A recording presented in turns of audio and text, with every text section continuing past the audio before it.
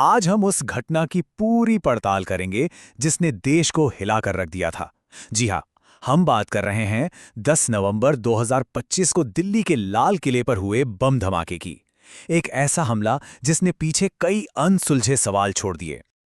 तो जगह थी दिल्ली और निशाना भारत की आन, बान और शान, लाल किला। एक ऐसी जगह जहां हमारा इतिहास बसता है और जहां आज की दिल्ली की धड़कनें सुनाई देती हैं। और तारीख थी 10 नवंबर 2025। यूं तो एक आम सा दिन, लेकिन ये दिन हमेशा के लिए इतिहास में काले दिन के तौर पर दर्ज हो गया। तो चलिए देखते हैं कि उस दिन असल में हुआ क्या था। दोपहर के लगभग 3:50 हुए थे। लाल किला मेट्रो स्टेशन के पास एक सफेद रंग की Hyundai i20 आकर रुकती है। अगले 3 घंटे तक यानी शाम के 6:50 तक वो कार वहीं खड़ी रहती है। किसी को उस पर कोई शक नहीं होता। और फिर एक जोरदार धमाके की आवाज से पूरा इलाका दहल उठता है। इस हमले की कीमत 12 जानें थी, 12 जिंदगियां जो उस शाम कभी घर नहीं लौटी। धमाके के बाद का जो मंजर था वो सोचकर ही रूह काम जाती है। एक बहुत बड़ा आग का गोला उठा जिसने आसपास खड़ी गाड़ियों और ऑटो को पल भर में जलाकर राख कर दिया। दुकानों के शीशे टूटकर सड़क पर बिखर गए और हर तरफ सिर्फ मलबा और तबाही के निशान थे। चांदनी चौक जैसे भीड़ भरे इलाके में देखते ही देखते चीख पुकार और अफरा तफरी मच गई।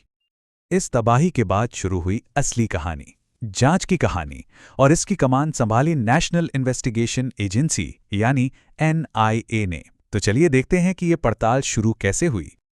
किसी भी जांच में सबसे पहला और सबसे बड़ा सवाल यही होता है कि शुरू कहां से करें।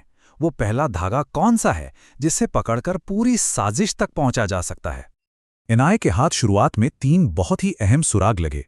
पहला, वो सफेद Hyundai i20 कार जिसमें बम रखा गया था। दूसरा, फोरेंसिक जांच में पता चला कि यह अमोनियम नाइट्रेट से बना विस्फोटक था। और तीसरा और सबसे बड़ा सबूत, CCTV फुटेज, जिसमें साफ दिख रहा था कि कार को धमाके से ठीक 3 घंटे पहले पार्क किया गया था।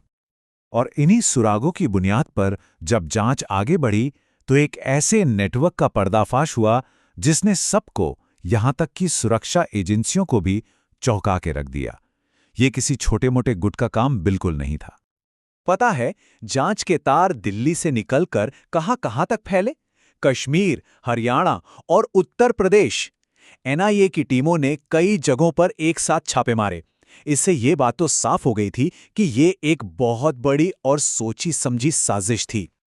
लेकिन इस पूरे नेटवर्क की जो सबसे हैरान करने वाली बात थी वो ये थी कि इसमें शामिल लोग कोई आम अपराधी नहीं थे, बल्कि कुछ पढ़े लिखे वेल सेटल्ड प्रोफेशनल्स थे।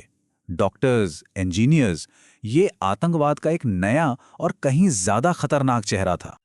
और इस साजिश की गहराई का अंदाजा आप इसी बात से लगाइए कि इन छापों में कितना विस्फोटक मिला। पूरे 2900 किलो। सोचिए जरा, अगर ये सब इस्तेमाल हो जाता तो तबाही कितनी बड़ी होती, इसका अंदाजा लगाना भी नामुमकिन है।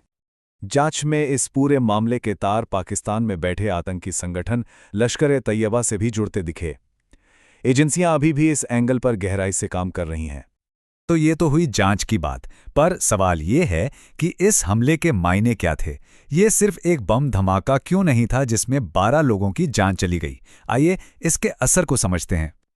देखिए, ये घटना 3 वजहों से बहुत अहम हो जाती है।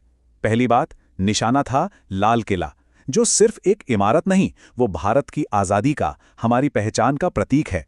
दूसरी वजह, दिल्ली ने 14 साल के लंबे अरसे के बाद इतना बड़ा आतंकी हमला झेला था। और तीसरी और सबसे बड़ी बात, इस हमले ने लोगों के मन में बैठे सुरक्षा के भरोसे को तोड़कर रख दिया।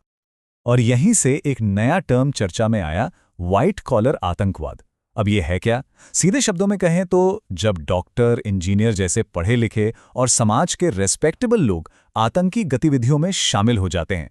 ये सुरक्षा एजेंसियों के लिए एक बहुत बड़ी चुनौती है, क्योंकि ऐसे लोगों पर आसानी से कोई शक नहीं करता। तो इतनी पड़ताल के बाद भी ये केस अभी बंद नहीं हुआ है। जांच अब भी चल रही है और कई ऐसे सवाल हैं जिनके जवाब आज भी तलाशे जा रहे हैं। पहला और सबसे बड़ा सवाल, क्या ये हमला एक अकेली घटना थी या फिर ये किसी बहुत बड़े देशव्यापी आतंकी प्लान का सिर्फ एक छोटा सा हिस्सा था?